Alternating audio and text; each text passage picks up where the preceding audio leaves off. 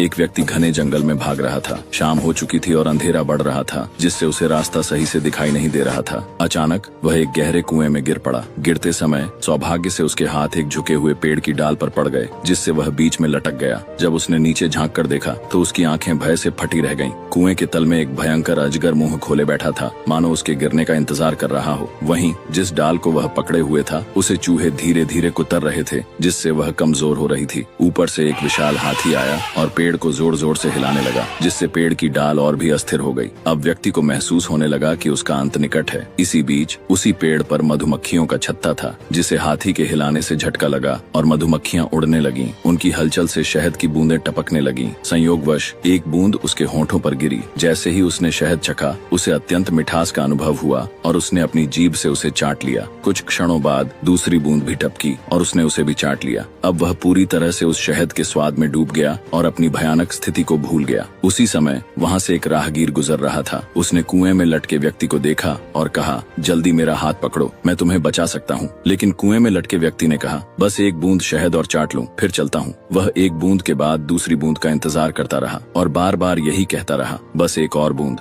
अंततः राहगीर ने देखा कि यह व्यक्ति अपने होश में नहीं है और उसने वहाँ से चले जाना बेहतर समझा। अब आप अंदाजा लगा सकते हैं कि उस इंसान का क्या हाल हुआ होगा। कुआं हमारे जीवन का प्रतीक है। हाथी मृत्यु को दर्शाता है, जो हर समय हमारे जीवन रूपी पेड़ को हिला रहा है। चूहे समय के प्रतीक हैं, जो हमारी उम्र को धीरे धीरे कुतर रहे हैं। अजगर हमारे जीवन का अंत यानी मृत्यु को दर्शाता है, जो हर पल हमारे करीब आती जा रही है। और वह शहद संसारिक सुख सुविधाओं का प्रतीक है, जिसमें लिप्त होकर हम अपने वास्तविक सत्य को भूल जाते हैं। सुख की मोह माया में फंसा व्यक्ति अपनी मृत्यु को भी नजरअंदाज कर देता है, जबकि उसे समझना चाहिए कि यह सब अस्थायी है। इसलिए मोह माया से ऊपर उठकर हमें सच्चे ज्ञान की ओर बढ़ना चाहिए।